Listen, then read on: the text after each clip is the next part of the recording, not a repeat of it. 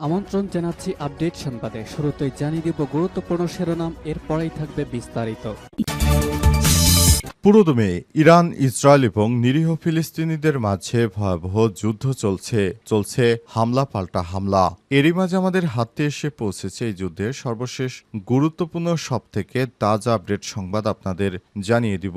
প্রথমেই জানাবো, গাজায় গত 24 ঘন্টায় ইসরায়েলি হামলায় 142 জন নিরীহ ফিলিস্তিনি নিহত হয়েছে। ফিলিস্তিনের অবরুদ্ধ গাজা উপত্যকায় ইসরায়েলি বাহিনীর হামলায় একদিনে 142 জন নিরীহ ফিলিস্তিনি নিহত হয়েছে।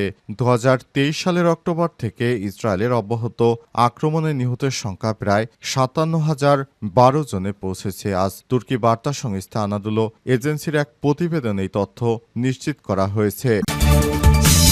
এরপর জানাবো, 12 দিনের যুদ্ধে ইহুদিবাদী ইসরায়েলের সত্তাকে ধ্বংস করেছে ইরান, বললেন বাঘের গালিবাব। মাত্র 12 দিনের যুদ্ধে ইহুদিবাদী ইসরায়েলের সমস্ত স্থাপনা, তাদের গর্বের সবকিছু ধ্বংস করে দিয়েছে ইরান। ইহুদিবাদী ইসরায়েল মনে করেছিল তারা ইরানের সঙ্গে যুদ্ধে জিততে পারবে, কিন্তু 12 দিনেই তাদের সমস্ত গর্ব ধ্বংস করে দেওয়া হয়েছে। এদিকে ইসরায়েলের গণহত্যায় সহায়তা করছে মাইক্রোসফট, অ্যামাজন সহ বহু প্রতিষ্ঠান।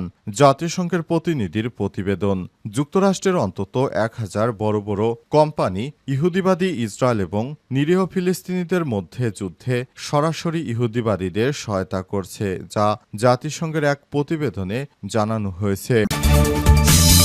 এদিকে ইন্দোনেশিয়ায় 65 যাত্রী নিয়ে ফেরিডুবি নিখোঁজ 43।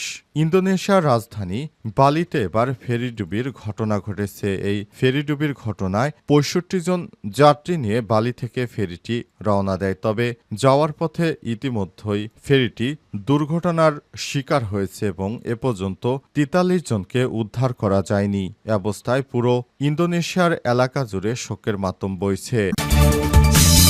এবং সর্বশেষ জানাবো, শেখ হাসিনার পালানোর দৃশ্য পাচ্ছে বিশেষ স্থান। জুলাই স্মৃতি জাদুঘর উদ্বোধনের প্রস্তুতি চলছে। ছাত্র জনতার জীবন রক্তের বিনিময়ে অর্জিত গণ অভ্যুত্থানের স্মৃতির স্মরণে গণভবনকে জাদুঘরে রূপান্তরের কাজ শেষ পর্যায়ে রয়েছে। এখন চলছে জাদুঘরের জন্য স্মারক সংগ্রহের কাজ। 5 আগস্ট প্রধান উপদেষ্টা ডক্টর মোহাম্মদ ইউনূস এর জাদুঘরটি উদ্বোধনের কথা রয়েছে, সেই অনুযায়ী প্রস্তুতি চলছে। প্রিয় দর্শক, এতক্ষণ শুনছিলেন সংবাদ শিরোনাম, এবারে বিস্তারিত।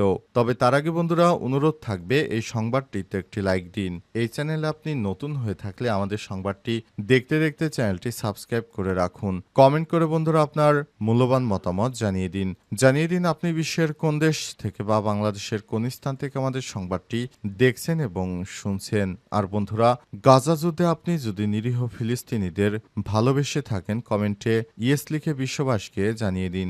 সংবাদটি আপনার সোশ্যাল মিডিয়া ফেসবুকে শেয়ার করে বন্ধুদেরও দেখার সুযোগ করে দিন। এবারে বিস্তারিত। গাজায় ইসরায়েলি হামলায় গত 24 ঘন্টায় নিহত 142 জন নিরীহ ফিলিস্তিনি। ফিলিস্তিনের অবরুদ্ধ গাজা উপত্যকায় ইসরায়েলি বাহিনীর হামলায় একদিনে 142 জন ফিলিস্তিনি নিহত হয়েছে। এতে 2023 সালের অক্টোবর থেকে ইসরায়েলের অব্যাহত আক্রমণে নিহতের সংখ্যা 57,012 জনে পৌঁছেছে। আজ তুর্কি বার্তা সংস্থা আনাদুলো এজেন্সির এক প্রতিবেদনে এই তথ্য জানিয়েছে। গাজা স্বাস্থ্য মন্ত্রণালয়ের এক বিবৃতিতে জানিয়েছে, গত 24 ঘন্টায় আরও 487 জন ফিলিস্তিনি আহত হয়েছে। ফলে ইসরায়েলি আক্রমণে আহতের সংখ্যা 1,34,592 জন দাঁড়িয়েছে।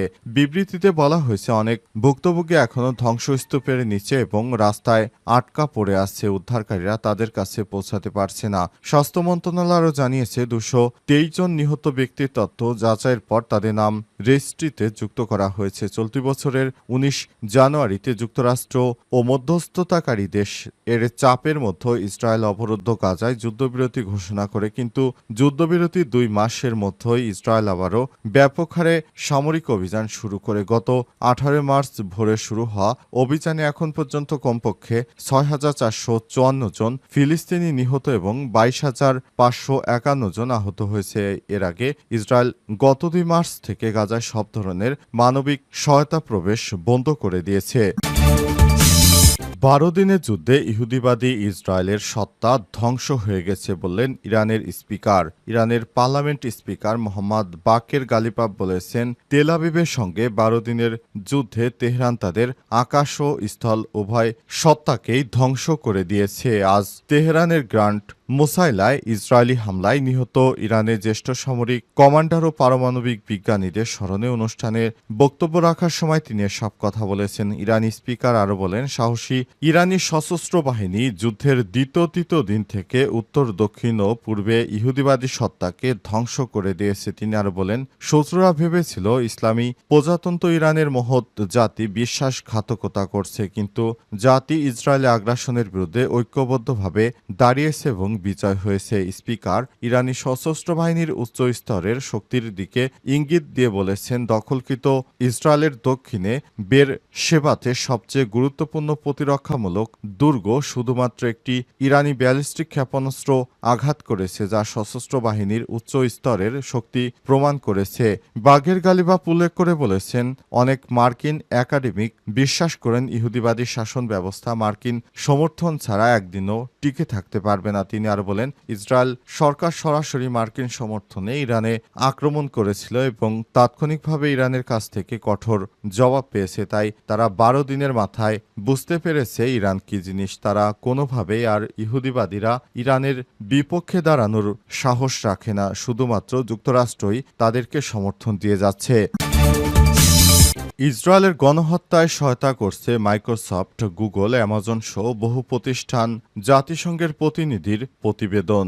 অধিকৃত ফিলিস্তিন অঞ্চলে নিযুক্ত জাতিসংঘের বিশেষ দূত ফ্রান্সেসকো আলবানিস একটি নতুন প্রতিবেদন প্রকাশ করেছে। প্রতিবেদনে আন্তর্জাতিক আইন লঙ্ঘন করে ফিলিস্তিনের বাস্তুচ্যুত এবং গাজায় গণহত্যা যুদ্ধে ইসরায়েলকে সহায়তাকারী অনেক প্রতিষ্ঠানের নাম উঠে এসেছে। ফ্রান্সেসকো আলবানিস সর্বশেষ প্রতিবেদন জেনেভা একটি সংবাদ সম্মেলনে উপস্থাপন করার কথা রয়েছে।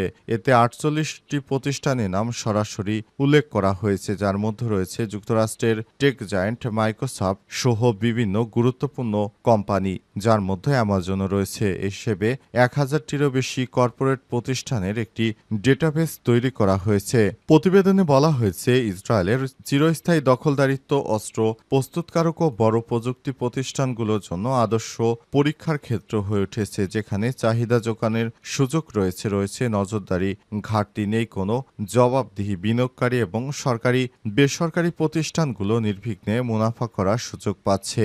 গাজা উপত্যকায় ইসরায়েলের চলমান আক্রমণের প্রসঙ্গ টেনে বলা হয়েছে, প্রতিষ্ঠানগুলো এখন আর কেবল দখলদারিত্বের সঙ্গেই জড়িত নয়, তারা গণহত্যার অর্থনৈতিক কাঠামোর অংশ হয়ে গেছে। গত বছর এক বিশেষজ্ঞ মতামতে আলবানিস বলেছিলেন, অবরুদ্ধ ফিলিস্তিনি অঞ্চলে ইসরায়েল গণহত্যা চালাচ্ছে বিশ্বাস করার যুক্তিসঙ্গত কারণ রয়েছে। নতুন প্রতিবেদনে গাজা কেন ইসরায়েলের গণহত্যা অব্যাহত রয়েছে অনুষ্ঠানে সেটা উঠে এসেছে। এতে বলা হয়েছে, গণহত্যার জন্য অনেক লাভজনক হয়ে উঠেছে, কারণে এখনো গণহত্যা চালিয়ে যাচ্ছে, আর এর পিছনে কাজ করছে সব বড় বড় প্রতিষ্ঠানগুলো। পালানোর দৃশ্য পাচ্ছে বিশেষ স্থান। জুলাই স্মৃতি জাদুঘর উদ্বোধনের প্রস্তুতি চলছে।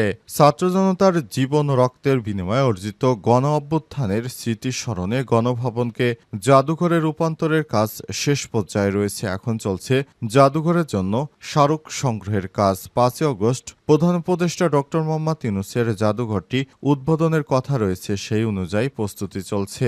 সংশ্লিষ্টরা বলছেন, গণ অভ্যুত্থানে স্মৃতি জাদুঘরে জুলাই আন্দোলনের স্থিরচিত্র, বিভিন্ন স্মারক, নানা উপকরণ, শহীদদের জামাকাপড়, চিঠি, গুরুত্বপূর্ণ নথিপত্র, ওই সময় পত্রিকার কাটিং, অডিও ভিডিও সহ বিভিন্ন স্মৃতি স্মারক থাকবে। এছাড়াও সেখানে বিশেষ স্থান পাচ্ছে স্বৈরাচার ও গণহত্যাকারী শেখ হাসিনার পালিয়ে যাওয়ার দৃশ্য। জাদুঘরে বাংলাদেশ জাতীয় জাদুঘরের একটি অংশ। এই প্রসঙ্গে বাংলাদেশ জাতীয় জাদুঘরের সচিব মোহাম্মদ সাদেকুল ইসলাম যুগান্তরকে জানান, জুলাই গণ অভ্যুত্থান স্মৃতি জাদুঘরের বিষয়টি সরাসরি মন্ত্রণালয় দেখভাল করছে, এজন্য এ বিষয়ে তিনি কোনো কথা বলতে চান না। তবে উদ্বোধন প্রসঙ্গে বলেছেন, মন্ত্রণালয় থেকে 5 আগস্ট জুলাই গণঅভ্যুত্থান স্মৃতি জাদুঘর উদ্বোধনের প্রস্তুতি চলছে। প্রধান উপদেষ্টা সশরীরে উপস্থিত থেকে জাদুঘরের উদ্বোধনের কথা রয়েছে।